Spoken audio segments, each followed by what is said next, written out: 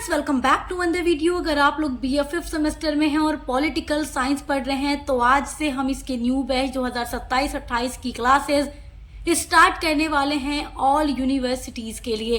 आप चाहे किसी भी यूनिवर्सिटी से पढ़ते हैं, ये क्लास आपके लिए इम्पोर्टेंट होगी क्योंकि हर यूनिवर्सिटी का सिलेबस सेम है। देखिए, मैं पहले ही आपको बता चुकी हूँ कि जब आप बीए फिफ्थ सेमेस्टर में आ जाते हैं तो आपके हर एक सब्जेक्ट का 2 पेपर हो जाता है, पेपर 1 एंड पेपर 2। तो हम दोनों ही पेपर का सिलेबस डिस्कस कर चुके हैं, पॉलिटिकल साइंस का एंड अदर सभी सब्जेक्ट का। आज हम पॉलिटिकल साइंस पेपर 1 की क्लासेस स्टार्ट करेंगे, जिसमें हम आज यूनिट नंबर 1 को पढ़ने वाले हैं। जब आप पॉलिटिकल साइंस पढ़ते हैं तो पेपर 1 में आपको पढ़ना होता है कॉम्परेटिव गवर्नमेंट एंड पॉलिटिक्स, यानी कि आपको तुलनात्मक शासन और राजनीति का पेपर देना होता है UK, USA, Switzerland and China. तो इसका यूनिट नंबर 1 हम पढ़ेंगे। यूनिट नंबर 1 में आपको पढ़ना है राजनीति के तुलनात्मक अध्ययन की प्रकृति, क्षेत्र एवं उपयोगिता। पूरा टॉपिक हम नोट्स के साथ बहुत आसान तरीके से इस वीडियो में पढ़ने वाले हैं। ये नोट्स आपके एग्जाम के लिए भी इम्पोर्टेंट होगा। चलिए वीडियो स्टार्ट करते हैं। देखिए मेरे प्यारे बच्चों, तुलनात्मक यानी तुलना करना, कंपेयर करना। राजनीति का मतलब विभिन्न देशों की राजनीति का एक साथ तुलना करना, कंपेयर करना। वही टॉपिक है आपके इस पूरे पेपर का, यानी आपको इसमें तुलनात्मक राजनीति के बारे में जानना है और सभी देशों का संविधान, राजनीति, शासन व्यवस्था, संस्थाएं किस प्रकार की हैं, सभी देशों की राजनीति की तुलना आपको करनी है अपने इस पेपर में। और पेपर 2 की भी क्लासेस आपको मिलेंगी, लोक प्रशासन का सिद्धांत, ये आपका पेपर 2 है, उसकी भी क्लासेस आपको मिलती रहेंगी। देखिए, तुलनात्मक राजनीति राजनीति विज्ञान की एक बहुत ही महत्वपूर्ण शाखा है, यानी पॉलिटिकल साइंस की एक ब्रांच है, एक शाखा है तुलनात्मक राजनीति, जिसमें हम विभिन्न देशों की राजनीति व्यवस्थाओं, संस्थाओं, प्रक्रियाओं तथा राजनीतिक व्यवहार का अध्ययन और उनकी तुलना करते हैं। जैसे आप किसी भी देश का एग्जाम्पल ले सकते हैं, भारत का, चीन का, स्विट्जरलैंड का, यूएसए का, यूके का। इन सभी अलग अलग देशों में शासन व्यवस्था कैसी है, राजनीतिक व्यवस्था कैसी है, राजनीति किस प्रकार की है, जो सरकारी संस्था है वो किस तरीके से है, राजनीतिक व्यवहार कैसा है। हर देश का आपको अलग अलग मिलेगा। हर देश का अलग अलग संविधान होता है, उसके अकॉर्डिंग शासन किया जाता है। तो हर देश का संविधान कैसा है, तो सारी चीजों का कंपेयर करना एक दूसरे के साथ। जैसे आप लोग इंसानों में भी तुलना करते हो ना कि वो ज्यादा पढ़ने में इंटेलिजेंट है, वो थोड़ा वीक है, उसकी राइटिंग ज्यादा अच्छी है, उसकी थोड़ा कम अच्छी है। इसी तरीके से इसमें राजनीति की तुलना की जाती है, अलग अलग देशों की राजनीति की तुलना की जाती है तुलनात्मक राजनीति में।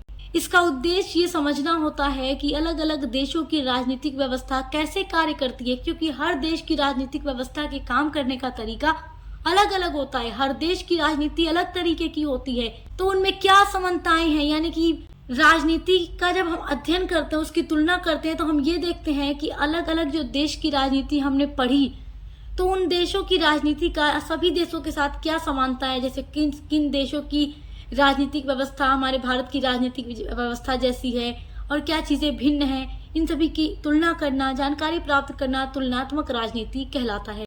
आइए अब जानते हैं तुलनात्मक राजनीति के इतिहास का विकास, यानी कि तुलनात्मक राजनीति विकसित कैसे हुई, इसका विकास किस तरीके से हुआ, इसका इतिहास क्या है।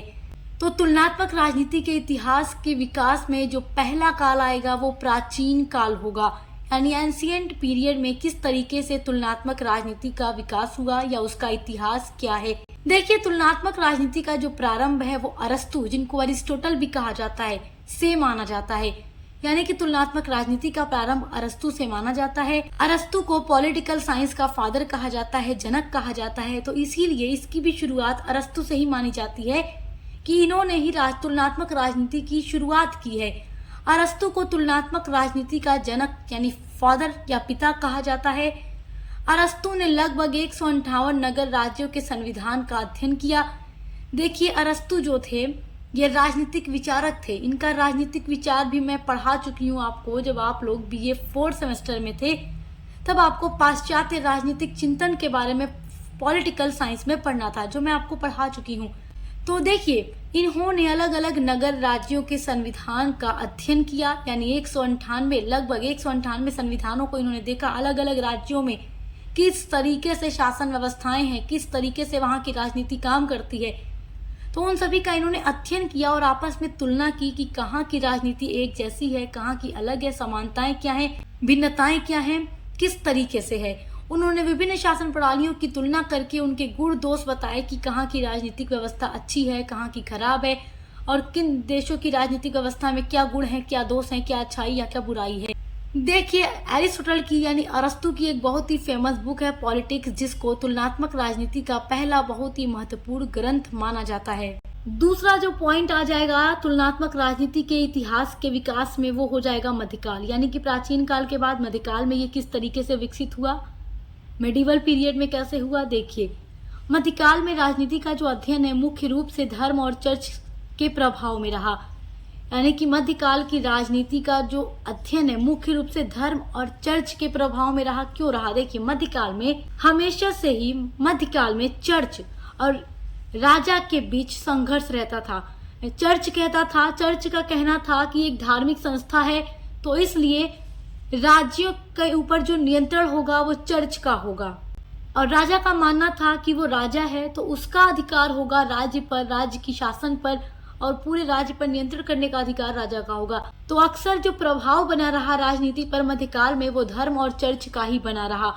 इस कारण तुलनात्मक राजनीति का विकास बहुत धीमा रहा, यानी इस काल में जो तुलनात्मक राजनीति का विकास हुआ वो थोड़ा धीमा था।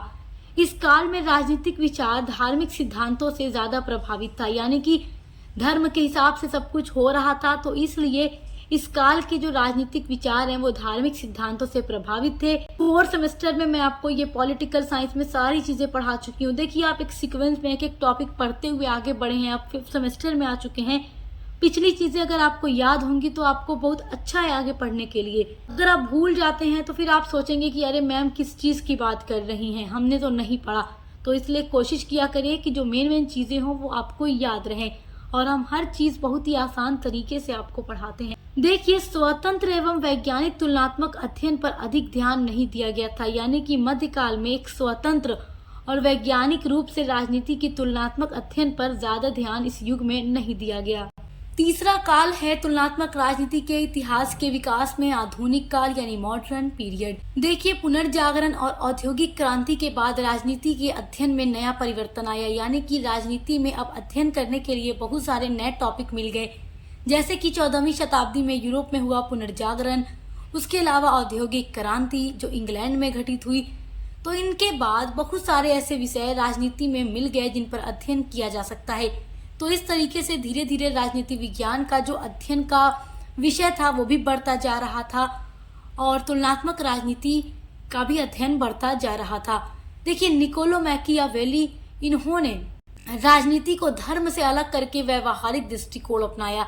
देखिए, अभी तक आप ये देख रहे हैं कि धर्म और राजनीति आपको मिल रही थी, मध्यकाल तक धर्म और राजनीति आपस में जुड़ा हुआ मिल रहा था, लेकिन निकोलो मैकियावेली एक ऐसे राजनीतिक विचारक थे जिन्होंने राजनीति को पूर्ण रूप से अलग बताया। इन्होंने कहा कि राजनीति और धर्म दोनों अलग अलग चीजें हैं, और इनका दृष्टिकोण जो था राजनीति और धर्म को लेकर पूरी तरीके से अलग था। मैकियावेली की बहुत ही फेमस बुक है द प्रिंस, जो आधुनिक राजनीतिक अध्ययन की महत्वपूर्ण कृति है। और देखिए, निकोलो मैकियावेली को अपने युग का शिशु यानी आधुनिक युग का शिशु भी कहा जाता है। आधुनिक काल के जो अगले राजनीतिक विचारक हैं वो है मॉन्टेस्क्यू। इन्होंने विभिन्न देशों की शासन प्रणालियों का तुलनात्मक अध्ययन किया, यानी इन्होंने अलग अलग देशों की शासन प्रणालियों को देखा, पढ़ा और उनके बीच तुलना की। मॉन्टेस्क्यू ने शक्ति पृथक्करण का भी सिद्धांत दिया। उनकी प्रसिद्ध पुस्तक द स्पिरिट ऑफ लॉज है। इन सभी के बारे में मैं आपको पढ़ा चुकी हूँ।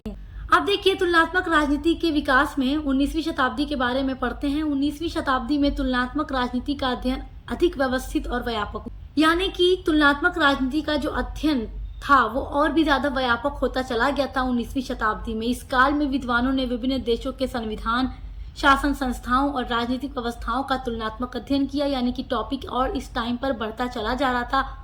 और 19वीं शताब्दी के जो विद्वान थे उन्होंने विभिन्न देशों के संविधान को पढ़ा, शासन संस्थाओं को देखा, राजनीतिक व्यवस्थाओं को देखा, और सभी का एक दूसरे के साथ तुलना की, कंपेयर किया कि कहाँ की राजनीति कैसी है, कहाँ का संविधान कैसा है, कहाँ की शासन व्यवस्था कैसी है, राजनीतिक व्यवस्था कैसी है, क्या चीजें दोनों में समानताएं हैं, क्या असमानताएं हैं। तो यानी दुनिया के सभी देशों के बारे में तुलना करना, सभी देशों के संविधान की तुलना करना, शासन व्यवस्था की तुलना करना, राजनीतिक संस्थाओं की तुलना करना, इस तरीके से हर एक चीज की तुलना की गई। यानी इस टाइम पर तुलनात्मक राजनीति का जो अध्ययन क्षेत्र था वो और व्यापक होता चला गया। देखिए 19वीं शताब्दी जो है, इस युग को संस्थागत दृष्टिकोण का युग भी कहा जाता है। इस समय अध्ययन का मुख्य केंद्र राज्य, संविधान, संसद, कार्यपालिका, न्यायपालिका और प्रशासन थे। यानी हर देशों का संविधान, संसद, कार्यपालिका, न्यायपालिका, प्रशासन किस तरीके से काम करते हैं, किस देश में ये चीजें किस तरीके की हैं, तो सभी का तुलना किया गया। राजनीतिक व्यवहार की अपेक्षा औपचारिक संस्थाओं पर अधिक इस युग में ध्यान दिया जाता था। तुलनात्मक राजनीति के इतिहास के विकास में 5वां पॉइंट है 20वीं शताब्दी यानी द्वितीय विश्व युद्ध के बाद। देखिए 20वीं शताब्दी यानी विशेषकर सेकेंड वर्ल्ड वॉर के बाद, यानी 1945 के बाद। देखिए 1939 में सेकेंड वर्ल्ड वॉर शुरू हुआ था और 1945 में ये खत्म हुआ था। तो इसके बाद तुलनात्मक राजनीति में क्रांतिकारी परिवर्तन आया। पहले केवल संविधान और सरकारी संस्थाओं का अध्ययन किया जाता था तुलनात्मक राजनीति में, लेकिन अब सेकेंड वर्ल्ड वॉर के बाद राजनीतिक व्यवहार का भी अध्ययन किया जाने लगा। हर देश के राजनीतिक व्यवहार की तुलना की जाने लगी एक दूसरे के साथ, राजनीतिक संस्कृति की तुलना की जाने लगी, हर देश के चुनाव प्रणाली के बारे में अध्ययन किया जाने लगा, राजनीतिक दल के बारे में, दबाव समूह के बारे में, नेतृत्व नीति निर्माण के बारे में और राजनीतिक विकास का भी अध्ययन किया जाने लगा। तो देखिए इस परिवर्तन को व्यवहारवादी क्रांति कहा जाता है, क्योंकि 20वीं शताब्दी आते आते तुलनात्मक राजनीति का जो क्षेत्र था वो और व्यापक होता चला गया और इसमें राजनीति के हर एक चीज का अध्ययन किया जाने लगा। और इस युग के प्रमुख विद्वान थे डेविड स्टोन और गैब्रियल एलमंड। आपकी अगली इंपॉर्टेंट हेडिंग है तुलनात्मक राजनीति की प्रकृति। This is very important topic. देखिए ये एग्जाम में पूछा भी जाता है। जितना टॉपिक आज मैं इस वीडियो में आपको पढ़ा रही हूँ सभी से लॉन्ग क्वेश्चन आपका एग्जाम में बनता है। तो देखिए तुलनात्मक राजनीति की प्रकृति में आपको दो प्रकृति मिलेगी। पहली है लंबात्मक यानी कि वर्टिकल, दूसरी है क्षैतिज यानी हॉरिजॉन्टल। तो तुलनात्मक राजनीति लंबात्मक तुलना भी है और क्षैतिज तुलना भी है। अब जानते हैं कि लंबात्मक तुलना क्या होता है। देखिए इस धारणा के अनुसार तुलनात्मक राजनीति एक ही देश में स्थित विभिन्न स्तरों पर स्थापित सरकारों व उनको प्रभावित करने वाले राजनीतिक व्यवहारों का तुलनात्मक विश्लेषण व अध्ययन है। यानी कि लंबात्मक तुलना क्या है। देखो मैंने आपको क्या बताया कि इस धारणा के अनुसार एक ही देश में स्थित विभिन्न स्तर पर जो सरकार होती है, चाहे वो केंद्र स्तर पर, राज्य स्तर पर या स्थानीय स्तर पर, किसी भी प्रकार की जो सरकार है उनका आपस में तुलना करना, उनकी राजनीति की, उनके कार्यों की आपस में तुलना करना लंबात्मक तुलना के अंतर्गत आ जाता है। दूसरा पॉइंट होगा तुलनात्मक राजनीति क्षैतिज तुलना है। देखिए इसमें आपको दो प्रकार की तुलना देखने को मिल जाती है। पहली तुलना है कि एक ही देश की विभिन्न समय में उपस्थित राष्ट्रीय सरकारों की आपस में तुलना करना, यानी एक ही देश में विभिन्न समय में, विभिन्न का मतलब अलग अलग टाइम पर। देखिए यानी कि इसमें क्या अध्ययन किया जाता है कि जो सरकार शासन कर रही है वर्तमान समय में, उसकी शासन प्रणाली कैसी है, वो किस प्रकार से शासन कर रही है, उसकी नीतियां कैसी हैं या उसकी राजनीति कैसी है, या उससे पहले जो भूतकाल में सरकार थी उसकी राजनीति कैसी थी, उसकी राजनीतिक नीतियां कैसी थी, उसकी शासन प्रणाली कैसी थी, उन सभी का अध्ययन करना। यानी प्रेजेंट टाइम से लेकर पास्ट की सरकारों का आपस में तुलना करना कि पहले की सरकार की राजनीति ऐसी थी, वर्तमान की ऐसी है। तो एक ही देश में विभिन्न समय में यानी अलग अलग टाइम पर जो उपस्थित सरकार होती है, राष्ट्रीय सरकार, उनकी राजनीति की आपस में तुलना करना तुलनात्मक राजनीति क्षैतिज तुलना में प्रथम वाला पॉइंट है। और द्वितीय वाले में आपका आ जाएगा यानी अलग अलग राज्यों में उपस्थित सरकारों की आपस में तुलना करना। तुलनात्मक राजनीति में जो क्षैतिज तुलना है उसमें क्या होता है, इसमें दूसरी जो तुलना है वो ये है कि अलग अलग राज्यों में यानी एक देश में जो अलग अलग राज्य में उपस्थित राज्य सरकार होती हैं उनकी राजनीति की, उनकी कार्यों की, उनकी नीतियों की आपस में तुलना की जाए तो वो क्षैतिज तुलना में सेकेंड पॉइंट में आ जाती हैं। तो आई होप कि आप आज का टॉपिक बहुत अच्छे से समझ गए होंगे। तो आपके यूनिट नंबर 1 का टॉपिक हमने पढ़ लिया है। अब यूनिट नंबर 2 के साथ मिलेंगे और ऐसे ही आपको हर एक सब्जेक्ट की क्लासेस, को करिकुलर की भी क्लासेस मिलती रहेंगी। तो अच्छे से पढ़ाई करते रहिए, एग्जाम की तैयारी करते रहिए। Best of luck. हम मिलते हैं अगली वीडियो के